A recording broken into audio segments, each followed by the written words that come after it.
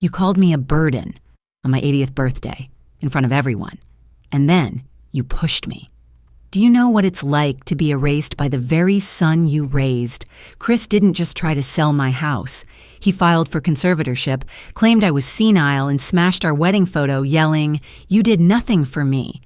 But what he didn't know was that my late husband left me a hidden $7 million trust just for this moment. I survived heart surgery, years of night shifts, and raising 2 kids on my own. This fight, I was ready. If you've ever felt like your family sees you as a burden, watch this. I'll show you how I protected my home, my dignity, and my name with one key, one trust, and one decision to fight back. In court, I played Chris's voicemail, him shouting, "You're useless." And the judge threw out his case. My granddaughter cried. My daughter whispered, "Mom, I see you now." If you think you have time to wait, don't. Some sons don't just grow distant. They try to take everything you built. Watch before it's too late. Before I tell you how my own son called me a burden on my 80th birthday, I'd love to know a little about you. Who do you feel closest to in your family? Drop a 1 in the comments if it's your mom too, if it's your dad or 3, if someone else holds your heart. I'll be reading your answer, might just echo in the next part of my story. Let's begin, shall we? My son's shout sliced through my birthday party. "You're a burden, Mom, we need space," Chris yelled, shoving me. I stood in my Columbus living room, the air thick with apple pie and casserole scents. Balloons bobbed above the dining table. Fireworks crackled faintly outside a distant echo of July 4th, 2024. My 80th birthday should have been a celebration. Neighbors chatted their laughter mixing with the clink of forks. I smoothed my apron, smiling, but my stomach twisted. Something wasn't right. Chris arrived late, his suit. Crisp eyes scanning my home, like a realtor sizing up a sale. I offered him a slice of pie, my hands steady despite the unease. "We need to talk, Mom." He snapped, his voice cold. My heart sank. I'd raised him work night shifts at the diner to pay his tuition, skipped my own dreams for his. Now his gaze held no warmth. I led him to the living room, hoping for a quiet word. The crowd hushed. Red, white, and blue streamers swayed above us. "You're a burden now," Chris announced, his voice cutting through the chatter. "We need space." Before I could speak, he pushed my shoulder. I stumbled, catching the table's edge. My breath caught sharp and shallow. Guests gasped, their eyes wide. Emily, my daughter, looked away, her face flushed with shame. Bill, my husband, mumbled, "Not now, Chris," his eyes on his phone, lost in retirement plans. I felt small, erased, my sacrifices invisible. Dot Thompson, my friend since church choir days, pulled me aside. Her hand was warm on my arm. "You're stronger than this, Maggie." She whispered, her voice firm despite her own pain. Her son hadn't spoken to her in years, greedy like Chris. My tears welled, my heart breaking under the weight of their dismissal.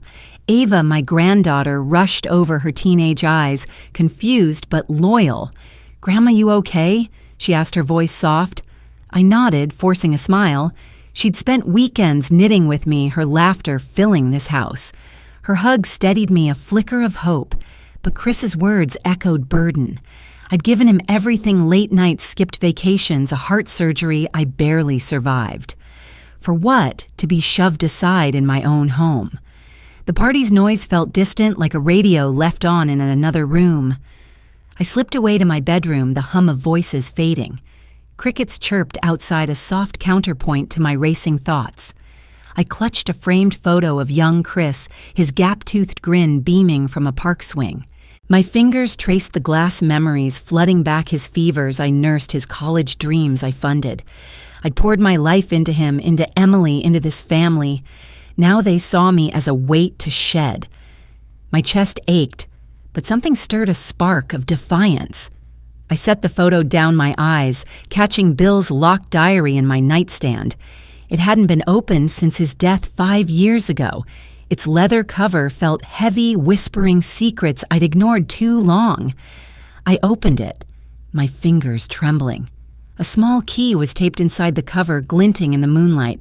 My breath hitched. A lock, a safe, a truth. Hurt dominated my heart, but Dot's words lingered. "You're stronger."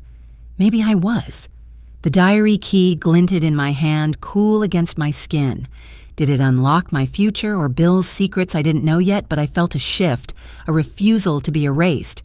Chris thought he could push me out, sell this house, my home filled with memories of knitting with Ava, cooking with Emily, dancing with Bill in our youth. He was wrong. I wiped my tears, the crickets' hum steadying me. I'd find a way to fight back to reclaim my dignity. For now, I held the key, its weight a promise. Did I raise them or did they erase me? The question burned, but so did my resolve. The safe clicked open, revealing $7 million. Bill's letter inside changed my world overnight. Moonlight spilled over the oak dresser in my Columbus bedroom. Crickets hummed outside their soft chirp, a stark contrast to the storm in my chest. The safe's open door cast shadows long and jagged across the faded rug. I stood frozen, the diary key still warm in my hand from last night's discovery. Chris's voice from the party echoed, "You're a burden." His push still stinging my shoulder. I'd given him everything late nights at the diner, my dreams shelved for his tuition, my heart surgery barely survived 10 years ago. Now he wanted my home. My fingers trembled as I reached into the safe, brushing a yellow envelope. My breath caught. I slid it out, the paper heavy, marked in Bill's careful handwriting, "For Maggie." I tore it open, heart pounding. Trust documents spilled onto the bed numbers, glaring $7 million. A letter fluttered out, Bill's words stark. "Chris demanded funds during your heart surgery, Maggie. He took too much. This is for your freedom." My eyes widened, tears blurring the ink. Bill had known. During my hospital stay when I was weak, Chris had pressured him. Bill, always distant, focused on his accounting firm, had hidden this fortune to protect me. My hurt raw from Chris's betrayal stirred into something new resolve. I wasn't a burden. I was a woman with power, a secret Chris didn't know. The cricket's hum grew louder, urging me forward. I grabbed the phone, my hands steadier now. John Hayes, our lawyer, picked up on the second ring. "Maggie, you okay?" His voice was warm, loyal to Bill's memory. I clutched the letter, my voice steady for the first time. "Chris wants to sell my house, John. He pushed me, called me a burden." I paused, swallowing hard. I found Bill's trust. $7 million. John let out a low whistle. "Bill always planned ahead," he said. "I'll transfer it to your name, Maggie. But Chris won't stop easily." I nodded, though he couldn't see. "I'm not stopping either," I said, a surge of strength rising. John outlined the steps, new accounts, a Sarasota condo, a fresh start. I felt alive, the weight of Chris's words lifting. Bill had given me a way out, a way to fight. I hung up the phone's click loud in the quiet room. I slid the envelope under my mattress, its edges crinkling. My eyes fell on Chris's old baby shoes, tucked on a shelf. I'd saved them, a reminder of the boy who'd clung to me during fevers, the boy I'd worked nights for. Now he saw me as disposable. My chest tightened, but the hurt was hardening into resolve. I wasn't just a mother who'd sacrificed everything I was, Maggie Larson, and I'd protect my life. The mattress creaked as I stood my suitcase, catching my eye in the corner. I'd leave Columbus, escape Chris's plans. Sarasota waited a new chapter. I moved to the window, moonlight soft on my face. Freedom felt possible, real. Then voices drifted from outside. Chris's voice, sharp, urgent. "The house sells next week," he said, phone pressed to his ear. My heart froze. "Get the realtor tomorrow." I leaned closer, the window pane cool against my palm. He was moving fast, faster than I'd thought. My fingers tightened around the curtain, resolve burning brighter. He didn't know about the trust. Didn't know I was already steps ahead. The cricket's hum blended with his fading voice, a challenge I'd meet. Chris's voice drifted away. "Get the realtor tomorrow." How soon would he act? I stood still, the trust documents heavy under the mattress. Did Bill save me, or did I save myself? The question lingered, but one thing was clear: I wasn't his burden anymore. Glass shattered as Chris smashed my wedding photo. "You did nothing for me," he spat, and my heart burned. The chili simmered in my Columbus kitchen, steam curling up from the pot. Faded wallpaper peeled at the edges, catching the fading evening light. The air felt heavy, mirroring the anger swelling in my chest. I stirred the pot, the wooden spoon scraping the bottom, my hands steady despite my racing heart. Chris's words from my birthday party, "You're a burden," still stung his push, a bruise on my shoulder and soul. I'd found the $7 million trust last night, Bill's letter revealing Chris's greed during my heart surgery. Now I needed answers. I'd invited Chris for dinner, hoping to confront him to understand why he'd sell my home. The doorbell buzzed sharp and impatient. I set the spoon down, wiping my hands on my apron, and opened the door. Chris stood there scrolling his phone, his suit crisp but his eyes cold. "Smells good," he muttered, barely looking up. I forced a smile, gesturing to the table. "Chili's ready," I said, setting plates with a clink. He sat still, glued to his screen as if I were invisible. My throat tightened, memories flooding back, nursing him through childhood fevers, his small hand clutching mine, my night shifts at the diner to pay for his college. I'd missed Emily's graduation for that job, a wound she still carried. Now Chris wanted my house to save his failing startup, his social media posts screaming success he didn't have. I took a breath, steadying my voice. "Chris, why are you selling my home?" I asked my words, soft but firm. He set his phone down, eyes narrowing. Why, he snapped, grabbing a photo frame from the table, me and Bill on our wedding day, smiling under an Ohio oak. "You're stuck in the past, Mom. You did nothing for me." He smashed the frame on the table, glass shattering shards glinting in the dim light. I gasped, my hand flying to my chest. The room spun his words, a knife. "I worked nights for your future." I shot back, my voice trembling but sharp. "I gave up everything," he scoffed, standing. "You're a burden now. The house is worth more than you need." He stormed out the door, slamming. My knees buckled, anger flaring hot in my veins. He'd broken more than glass. He'd denied my life's work. Alone, I sank to the floor, sweeping glass with a broom, its scrape loud in the quiet. Dot's voice echoed from the party. "Take back your life, Maggie." Her own son had cut her off, greedy like Chris, leaving her alone, but strong. I clutched a shard, the chili's scent lingering, grounding me. I wouldn't let Chris erase me. I'd plan a farewell party, pretend to comply, then flee to Sarasota with the trust's power. My anger hardened a fire I hadn't felt in years. I stood brushing my hands and noticed Chris's laptop left open on the counter.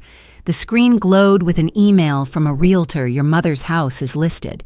Sale closes soon." My breath caught the betrayal sinking deeper. He was moving faster than I'd feared. I leaned closer, the screen's light harsh on my face. Had Chris already sold my home? The chilly steam faded, but my resolve burned brighter. Dot's encouragement, her own pain mirroring mine, pushed me forward. I'd given Chris everything, my health, my dreams, my love. Now he'd shattered our past, but I'd build a future. The broom scrape softened as I envisioned freedom, the trust my shield. Did I give him everything only to be broken? The question stung, but I wasn't broken yet. Dot's words cut deep. Chris bled. "Bill dry years ago," she whispered, and my anger flared bright. Rain tapped the windows of Dot's cozy living room in Columbus, Ohio. The teapot whistled on her stove, steam curling like my thoughts. I sat on her floral couch, clutching a mug of chamomile tea, its warmth steadying my trembling hands. The hurt from Chris's betrayal, his shove, his cruel, "You're a burden" at my birthday party still burned. The $7 million trust I'd found last night hidden by Bill gave me power, but I needed answers. Why was Chris so desperate to sell my home? Dot, my friend, since our church choir days, leaned forward, her gray eyes sharp. She'd lost her son to greed, a wound that mirrored mine. The diary key from my nightstand found after the party weighed heavy in my pocket, hinting at truths beyond the safe's fortune. I sipped the tea, its bitterness matching my mood. "Dot, why's Chris doing this?" I asked, voice low. She sighed, her hands folding tightly. He bled Bill dry years ago, Maggie. During your heart surgery in 2015, Chris demanded money for his startup. Bill said no, hid that trust for you. My fists clenched, the mug shaking. My heart surgery tube's monitors' weeks of recovery had been a blur, but Bill never told me Chris had come begging. I'd been fighting to live, and Chris saw dollars, not his mother. My anger rose hot and sharp, drowning the hurt from his push and insults. He's always wanted more. Dot added, her voice soft but firm. You're stronger than his greed. The rain pattered harder, amplifying the secrecy, urging me to act. Back home, I hurried to my office, the air thick with tension. Bill's old desk stood cluttered with papers, a relic of his accounting days. The diary key burned in my hand. If your own child begged for money while you were fighting for your life, what would you feel, rage or heartbreak? What Maggie finds next will flip everything upside down. If you're still with her, drop a 6 in the comments. This is the moment that changed everything. I slid it into the desk's locked drawer, the lock clicking open with a soft snap. Inside bank statements from 2015 spilled out, showing Chris's demands, thousands he'd begged for, denied by Bill. My voice shook as I called John, our lawyer. Chris betrayed us both, I said, gripping the phone. He asked for money while I was in the hospital. John's tone was steady, loyal to Bill's memory. I'm arranging your Sarasota condo, Maggie. The trust transfers tomorrow. He can't touch it. I nodded, though he couldn't see my anger-fueling strategy. Make it fast, I said. The statements crinkled in my hand, proof of Chris's greed. I found a note tucked among the papers, Bill's handwriting stark. Chris must never know.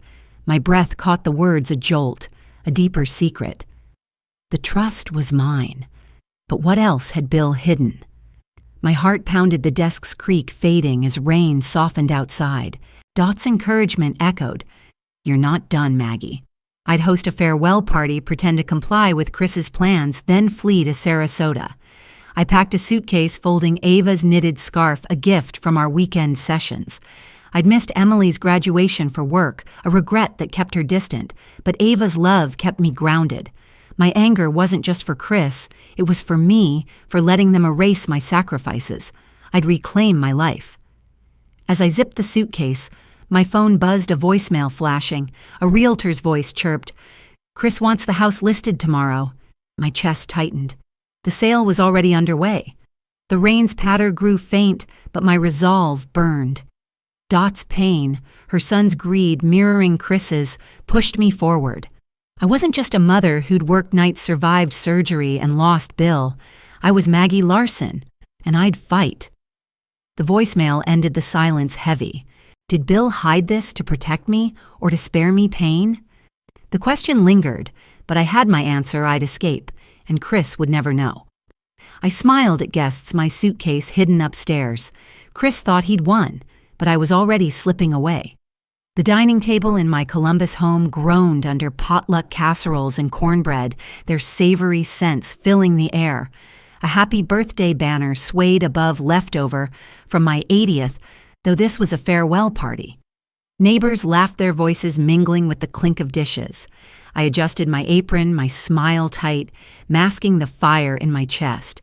Chris's shove and his "you're a burden" from my birthday still stung, his smashed wedding photo a fresh wound.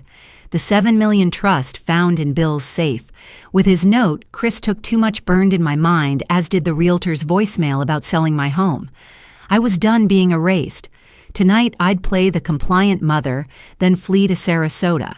My heart pounded, but my hand stayed steady as I passed out cornbread.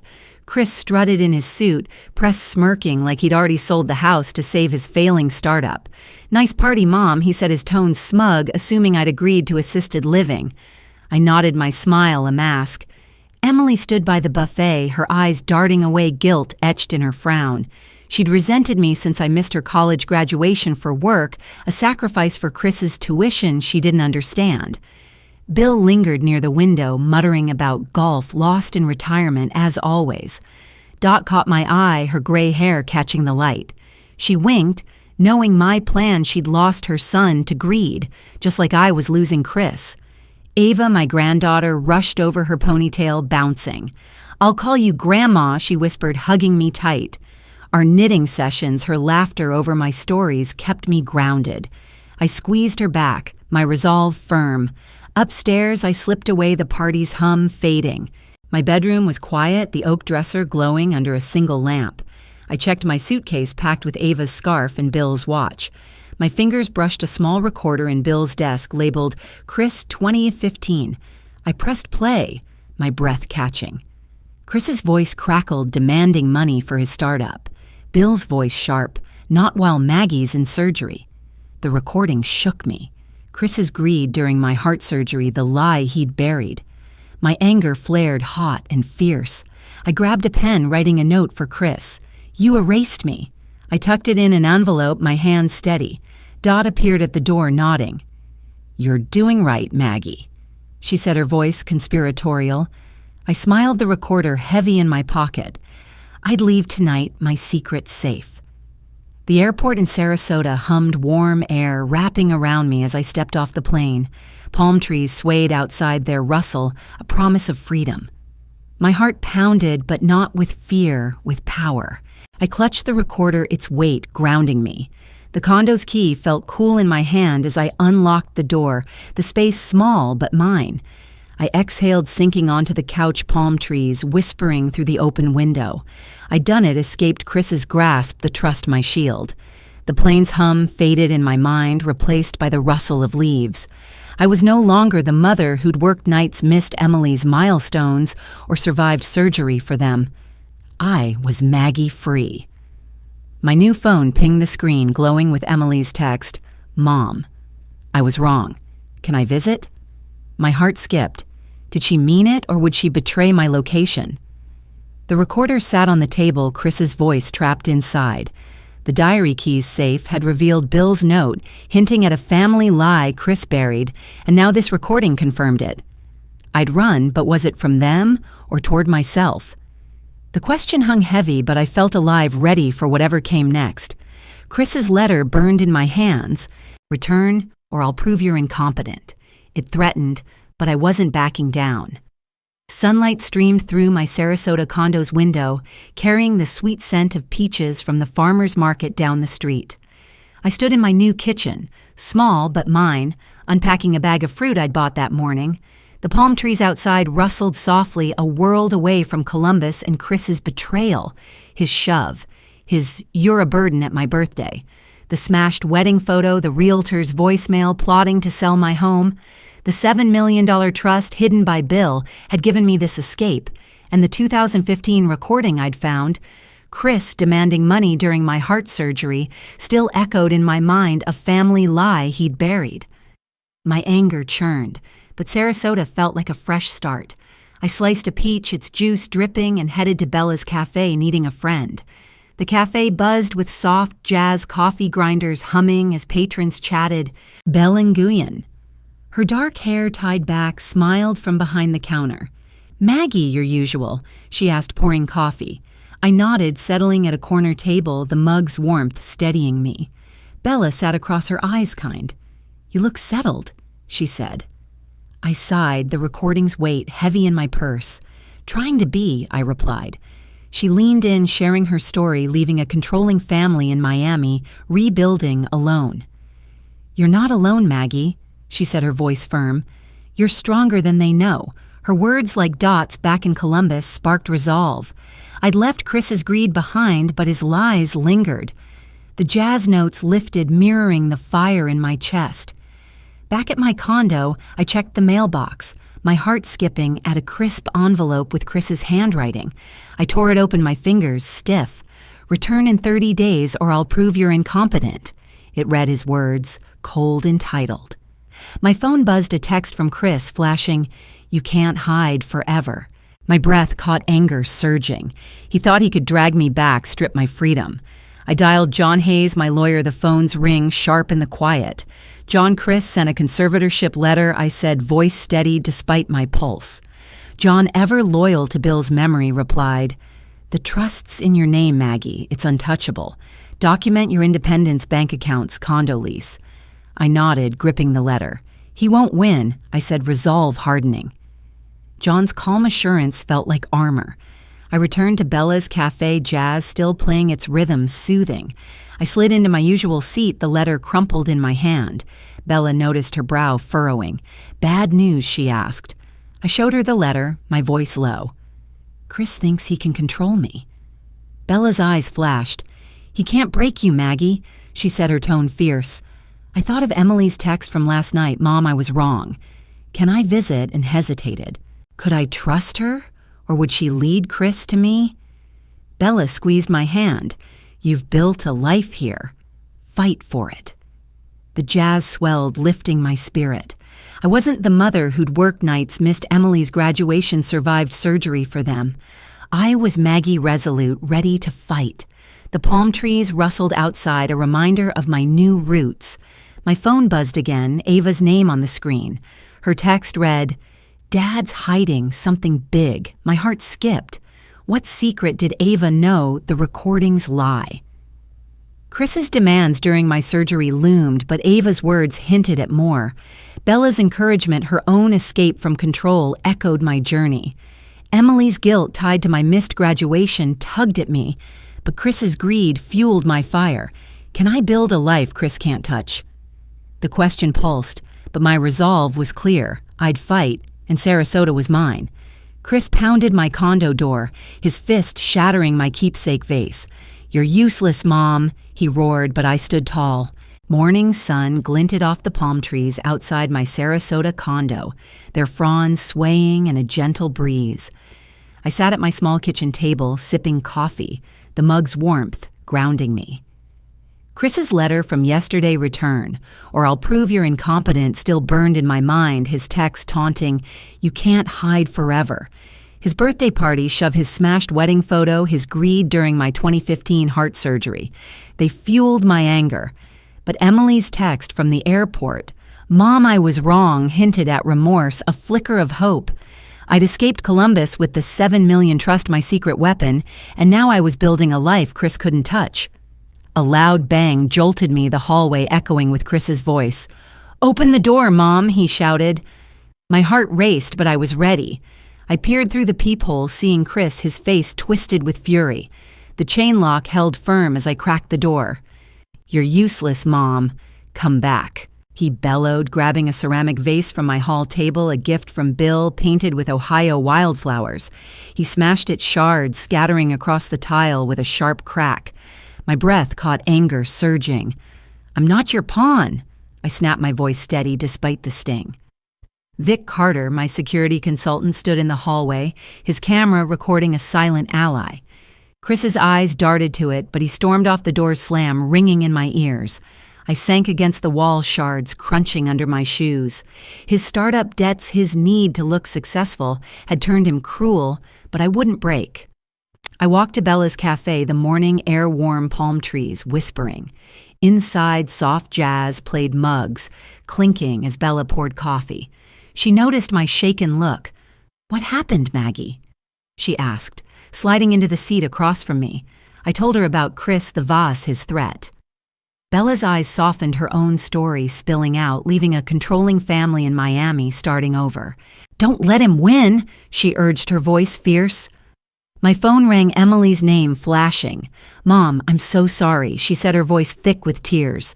"I sided with Chris, blamed you for missing my graduation. I was wrong. I'm coming to help." Her graduation, I'd worked a double shift at the diner funding Chris's tuition. My heart softened, but caution lingered. Bella squeezed my hand. "You're stronger than his cruelty," she said. The jazz swelled, lifting my spirit. Back at my condo, I met Vic, his laptop open on my table. We reviewed the footage, Chris's voice clear. "You're useless." The audio was damning, John's words from yesterday echoing document everything. Emily's call replayed in my mind, her remorse, a lifeline. I swept the vase's shards, my resolve hardening.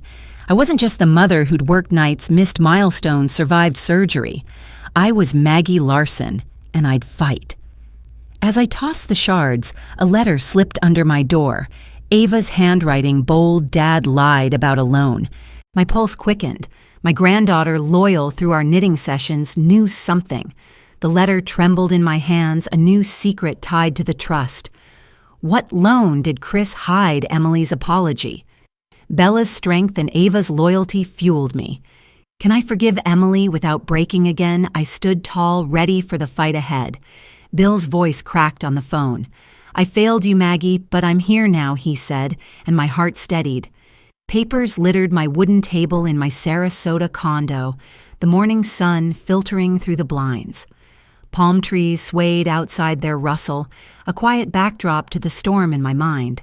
Chris's conservatorship letter, his cruel, "You're useless," from the shattered vase, his birthday shove, they burned deep. Ava's letter, hinting at a loan Chris hid, sat heavy in my purse, next to the 2015 recording of his demands during my heart surgery. I'd fled Columbus with a $7 million trust, my secret weapon, but Chris's threat to prove me incompetent loomed. I wasn't that mother anymore. The one who worked diner nights, missed Emily's graduation, nearly died for them. I was Maggie Larson, resolute, building a defense. John Hayes, my lawyer, knocked softly, his briefcase clunking on the floor. I straightened, ready. John sat across from me, his gray eyes steady. "We've got this Maggie," he said, spreading trust documents and Vic's footage of Chris smashing my vase. The audio was clear. "You're useless." Chris's voice cold. John warned his lawyer will claim senility, say you fled irrationally. But this footage, the trust your condo lease, they prove you're sharp. I gripped the table, my knuckles white. "He won't take my life," I said, my voice firm. John nodded, loyal to Bill's memory, his hands sorting papers with precision. Vic, my security consultant, stood by his camera, ready for more evidence. I recalled my 2015 surgery, Bill locking the safe while I lay in the hospital tubes, beeping Chris, begging for money. John found a bank record from that year, Chris's signature, bold, demanding funds. My breath caught a jolt of confirmation. Bill's foresight, Chris's greed. "This is gold," John said, smiling grimly. My resolve hardened a fire against Chris's lies. The phone rang, Bill's name flashing. I answered, my heart tight. "Maggie," he said, his voice thick. "I failed you, distracted by retirement, my career. I ignored your pain." I swallowed, remembering our youth dancing to jazz, my dreams shelved for his accounting firm for our kids. "I hid the trust because Chris came for money during your surgery," he said. "I'll testify for you." Tears pricked my eyes, but I forgave him. "Thank you, Bill," I whispered, feeling united. He'd been distant, lost in golf scores, but now he saw me. I hung up the phone's click, sharp, my resolve, a steady pulse. I wasn't alone. John's loyalty, Vic's evidence, Bill's redemption were my armor. Chris thought he could erase me, but I was ready for court, the marble steps looming in my mind. I walked to Bella's cafe, the air warm with salt and palm. Jazz played softly, coffee grinders humming as Bella poured my usual. Her dark hair fell loose, her smile warm. "You look strong," she said, sliding into the seat across from me. I shared my fears Chris's senility claimed the looming trial. Bella's eyes flashed her own escape from a controlling family, fueling her words. "You're unstoppable, Maggie," she said. I called Dot, my Columbus friend, her voice crackling through the phone. "You're a fighter." She said her own son's greed, a shadow like Chris's. I recalled my surgery recovery tubes gone, but scars remaining my strength forged in pain. "I'm not breaking." I told them, jazz swelling in the background. Bella squeezed my hand. Dot's laugh warm.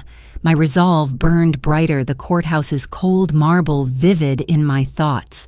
Back at my condo, I spread the bank record on the table. Chris's signature glaring, dated during my surgery when I fought to live. Did Bill hide more than the trust? The question gnawed, but my allies, John, Vic, Bill, Bella, Dot, held me up. Emily's text, Ava's letter, their support whispered hope. I wasn't just a mother who'd sacrificed everything. I was Maggie ready to face Chris in court. The coffee's aroma faded, papers rustling as I envisioned the trial. Have I ever been enough for them? I pushed the question aside. My heart, steady, my defense, formidable. Chris's conservatorship papers accused me of senility, but Ava's letter lit my fight. I was ready to burn his lies. A courier's knock echoed through my Sarasota condo, sharp against the morning quiet. Legal papers piled high on my kitchen table, their edges curling in the humid air. Outside, palm trees swayed, their rustle drowned by my racing pulse. Chris's letter from last week. You can't hide forever, and his smashed vase, his cruel, "You're useless," still stung, layered over his birthday shove and photo destruction. The $7 million trust Bill's gift had brought me here, and Ava's letter slipped under my door, hinted at a loan Chris hid. The 2015 recording of his demands during my heart surgery sat in my email, a truth he'd buried. I wasn't the mother who'd worked diner nights, missed Emily's graduation, or fought to survive surgery. I was Maggie Larson, resolute, ready for court. The courier shoved an envelope through the slot. My fingers trembled as I tore it open. The papers glared Chris's conservatorship claim, accusing me of incompetent senility. A letter tucked inside read, "You owe me for my sacrifices, Mom." His words dripped entitlement, as if my decades of sacrifice night shifts, skipped dreams meant nothing. My chest tightened, fury rising. He thought he could cage me, strip my freedom. I grabbed my phone, dialing John Hayes. John Chris filed for conservatorship. I said, voice steady despite my anger. He says I owe him. John, loyal to Bill's memory, replied, "It's baseless, Maggie, but serious. Your trust condo footage, they'll crush this." I nodded, gripping the papers. "I'm fighting," I said, resolve afire in my veins. The courthouse loomed in my mind, its marble halls, cold gavel sounds echoing. Ava knocked her ponytail, bouncing as she stepped inside. "Grandma," she said, eyes bright, but worried I wrote you about Dad's loan lie. She handed me her letter, her handwriting. Bold Dad lied about a startup loan. Bill was angry. My heart skipped. Ava, loyal through our knitting sessions, was risking everything. I hugged her, her scarf soft around my neck. "You're my hero," she whispered. I opened my laptop, finding Bill's 2015 recording in my email labeled Chris. His voice crackled, demanding money during my surgery. Bill's tone sharp, not while Maggie's fighting to live. My jaw clenched, the lie exposed. Chris had betrayed us both, his startup debts blinding him. I sat at the table, writing my affidavit detailing my Independence condo lease, bank accounts, trust transfer. My pen scratched each word, a shield. Ava watched her smile, proud. John and Vic arrived, their footsteps heavy on the tile. John spread evidence trust documents, Vic's footage of Chris's vase destruction, Ava's letter, the bank record, and now the recording. "This is airtight," John said, his eyes steady. Vic nodded, his camera, ready duty, unwavering. Chris's voice, "His lies, it's all here," Vic said, tapping the laptop. I clutched Ava's letter, her words grounding me. "You're stronger than him," she said, hugging me again. The courthouse's marble halls flashed in my mind, the gavel's thud loud. I was ready, resolve burning. Emily's text, "I'm coming to testify," echoed her graduation guilt, pushing her to support me. John packed the evidence, his briefcase snapping shut. "We'll win, Maggie," he said. I nodded, the papers rustling under my hands. I stood imagining the trial, the judge's stern face. Chris thought he could paint me as senile, erase my life. But Ava's loyalty, John's trust, Vic's evidence, they were my army. Bella's words from the cafe rang, "He can't break you." Dot's voice, too, over the phone, "You're unstoppable." Their strength, their own fights, Bella's escape from family control. Dot's estrangement mirrored mine. Emily's remorse tied to my missed graduation gave me hope. I wasn't just fighting for me, but for the love I'd poured into my family, the sacrifices Chris denied. The recording's mention of a family legacy nagged a deeper truth Chris wanted.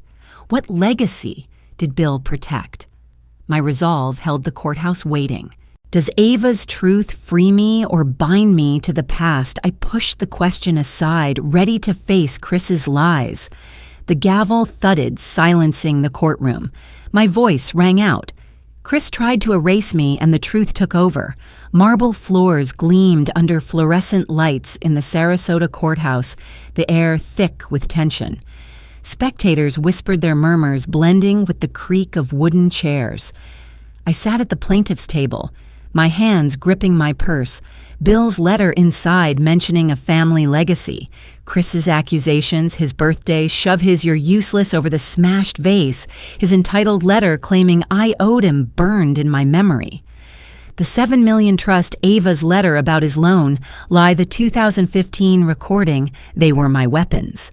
I wasn't the mother who'd worked diner nights, missed Emily's graduation, or survived heart surgery for them. I was Maggie Larson, resolute, ready to reclaim my autonomy. The judge stern in her black robe called the case. My heart pounded, but I stood tall. Chris's lawyer, a slick man in a gray suit, stood first. Maggie Larson fled, irrationally showing senility. He declared, his voice smooth.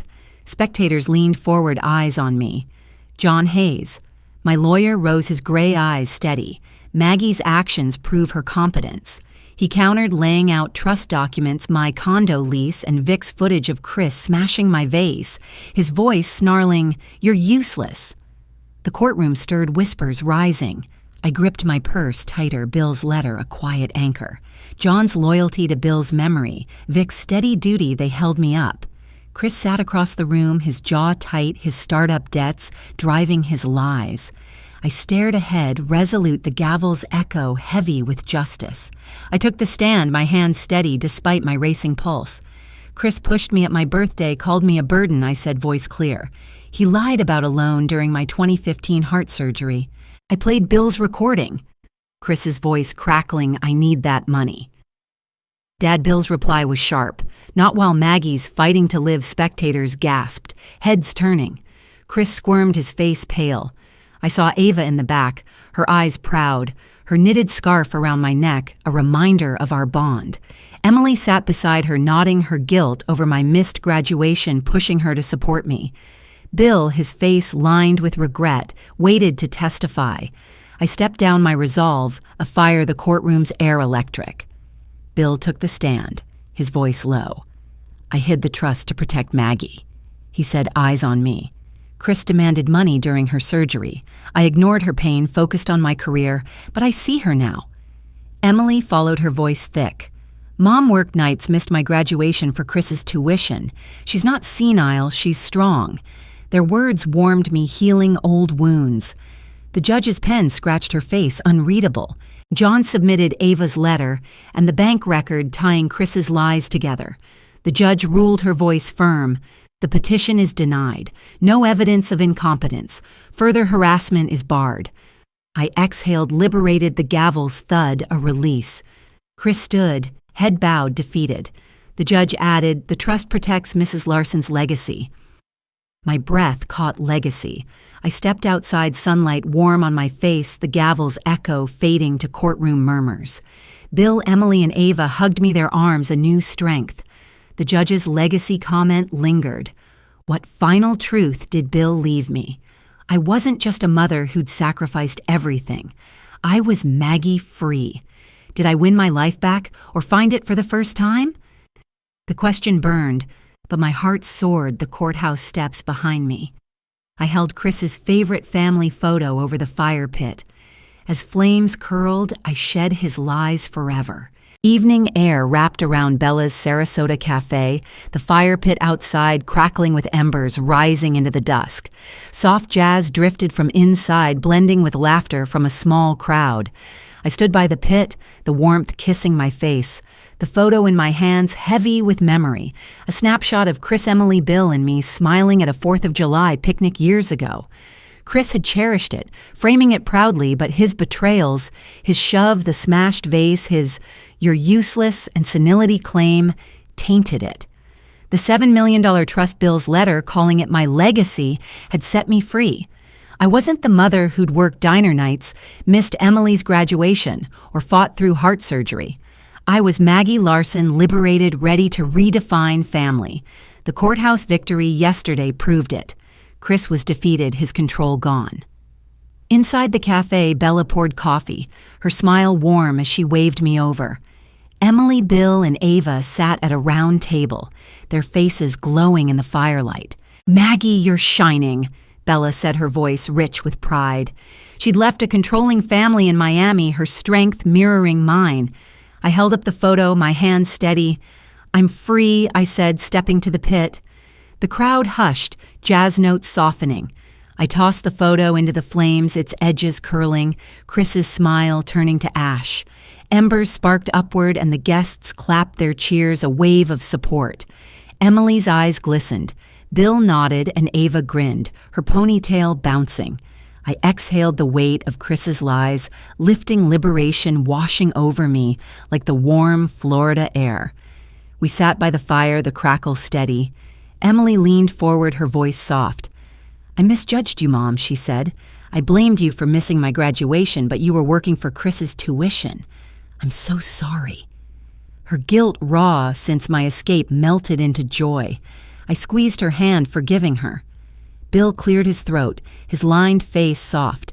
"I hid the trust to protect you, Maggie, after Chris came begging during your surgery. I was too focused on my career, not you." His redemption cemented in court warmed me. Ava, her eyes bright, slid a knitted scarf across the table. "You're my hero, Grandma," she said, her voice proud. Our knitting sessions, her laughter over my stories had kept me grounded. I wrapped the scarf around my neck, its softness a hug. The jazz swelled their love. My new legacy. Dot's voice crackled through my phone, her call unexpected. "You did it, Maggie," she said, pride thick despite her own son's greed-driven estrangement. "You're unstoppable." I smiled, looking at my chosen family, Emily, Bill, Ava, Bella.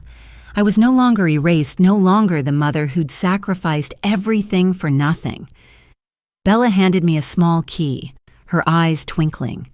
"The senior center needs you," she said, a surprise sparking new purpose. I clutched at the metal, cool, my heart full. The firelight faded, jazz softening as I walked to my condo, Ava's scarf warm around me. I was whole, my family redefined not by blood, but by love. Is family what I lost or what I chose? The question felt light now, my liberation complete. Bella's key glinted in my hand.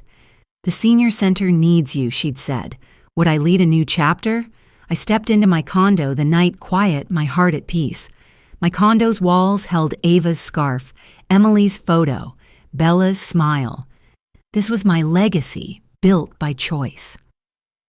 Sunlight spilled through the open windows of my Sarasota condo, casting warm patterns across the wooden floor. The air carried a faint salt breeze, mingling with the scent of fresh coffee brewing in my small kitchen. I stood in the living room, my fingers tracing the soft blues of Ava's knitted scarf now hung proudly on a hook near the door. A framed photo of Emily, taken at Bella's cafe just days after my courtroom victory, smiled from the shelf, her eyes bright with newfound understanding.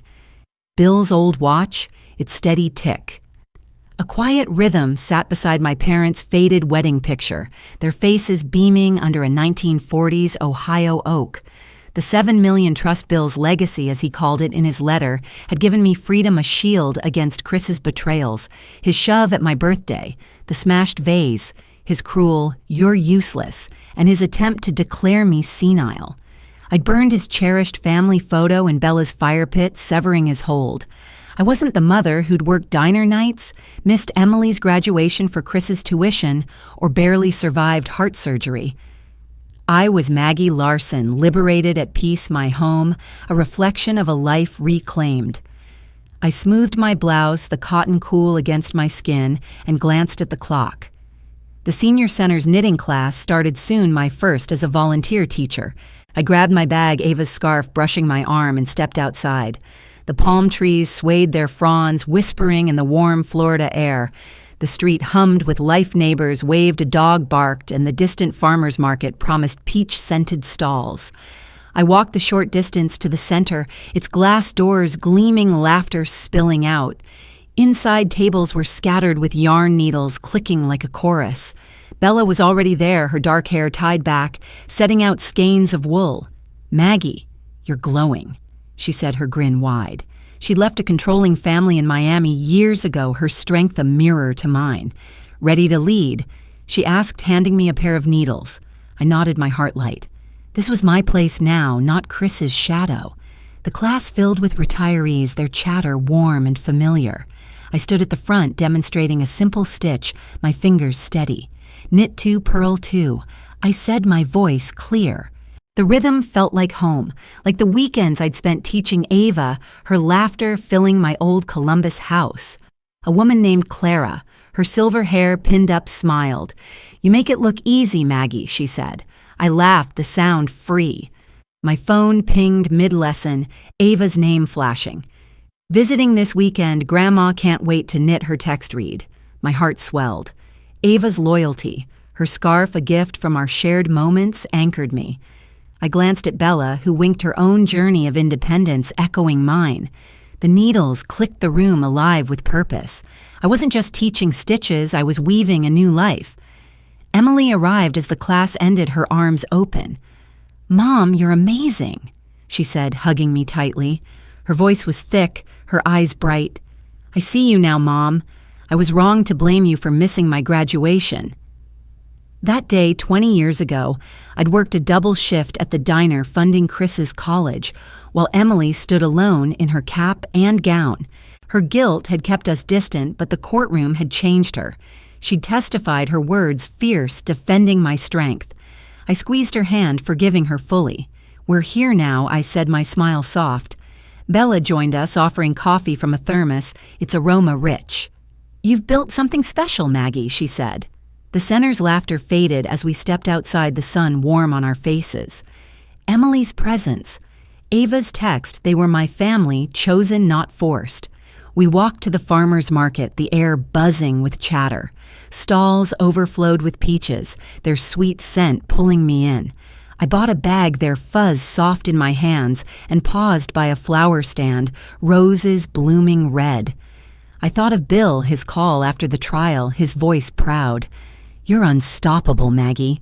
He'd said his redemption complete after hiding the trust to protect me from Chris's greed during my surgery. I'd forgiven his distance, his career focus that once left me alone. Now he was part of this new life, even from Columbus. I handed Emily a peach, her smile mirroring mine. "I'm staying a week," she said. "Let's make memories." I nodded, my heart full. Chris was silent, his absence a relief, his betrayals irrelevant. Back at my condo, I set the peaches on the counter, their scent filling the small space.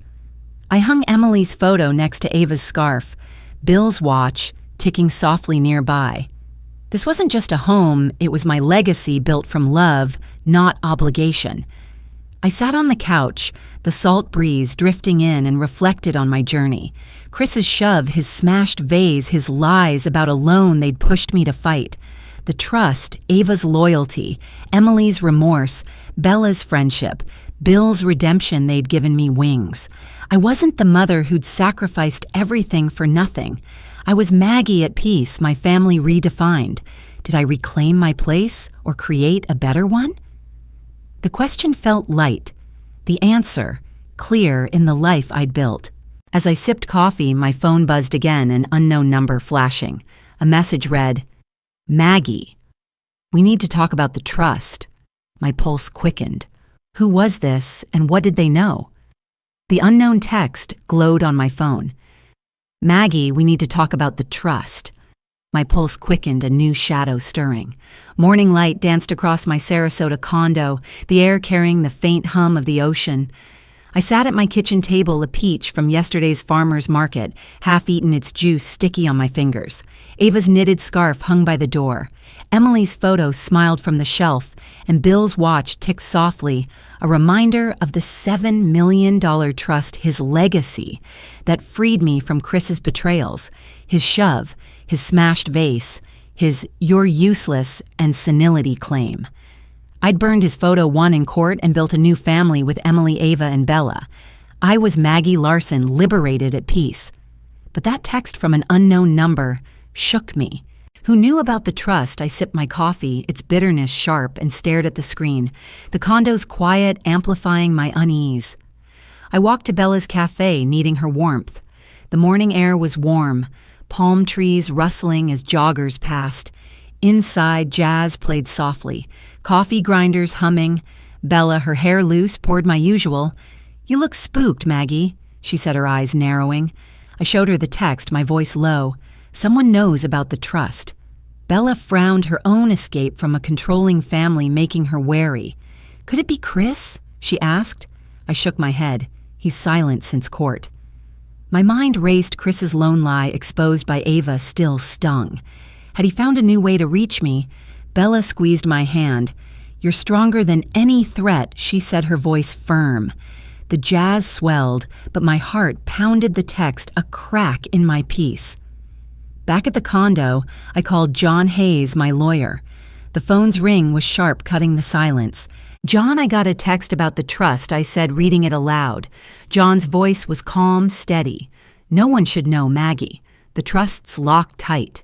He paused, then added, check your old emails. Bill might have left clues. I opened my laptop, the screen's glow harsh. An email from Bill dated a month before his death caught my eye. Maggie, the trust is yours, but others may come for it. My breath caught a chill running through me. Others, Bill had hidden the trust from Chris, but who else? I forwarded the email to John, my fingers trembling. I'll dig deeper, he said, stay sharp. The condo's quiet felt heavy, the watch's tick loud. I paced Ava's scarf, brushing my arm as I passed the door. Her text from yesterday, visiting soon, had warmed me, her loyalty a lifeline. Emily's call last night, her voice joyful, echoed. I'm staying longer, Mom. Their love, Bella's friendship, Bill's redemption. They were my family now. But the text nagged a new threat. I sat opening Bill's letter from the safe, its words familiar. This is for your freedom. A folded note slipped out unnoticed before Bill's handwriting faint. Trust no one but family. My heart skipped a micro twist, a warning from beyond. Who wasn't family? I clutched the note, my resolve stirring. I'd fought Chris's greed, his lies during my surgery. I wouldn't let a stranger shake me. I walked to the senior center, needing purpose. The room buzzed yarn, scattered across tables, needles clicking. I taught my knitting class, my voice steady as I guided Clara through a stitch. You're a natural, Maggie, she said, smiling. Ava's scarf draped over my chair reminded me of her pride. You're my hero. I smiled, but the note's warning lingered. Who was after the trust? Not Chris he'd lost. Someone else. The class ended, and I stepped outside, the salt breeze cooling my face. My phone buzzed again, the same number. Meet me tomorrow. We know the truth. My pulse raced, but I stood tall. I was Maggie, not a pawn. Is this my new fight or my last stand? The question hung, but I was ready. The text glowed, its words sharp. We know the truth. Who was watching, and what did they want with my legacy? Ava's text, hinting at Chris's hidden secret, lingered in my heart, but my new life in Sarasota shone brighter than his threats. I'd faced his shove, his cruel words, and his attempt to sell my home, finding strength in the $7 million trust Bill left to protect me.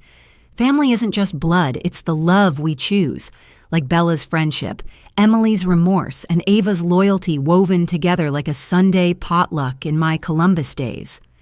In life, when we hold tight to love and forgive those who see us late, we rebuild stronger bonds. Our sacrifices, like my diner nights, may go unseen, but they shape a legacy of resilience. If this story touched you, share your own memories of family in the comments. Your voice, like mine, deserves to be heard.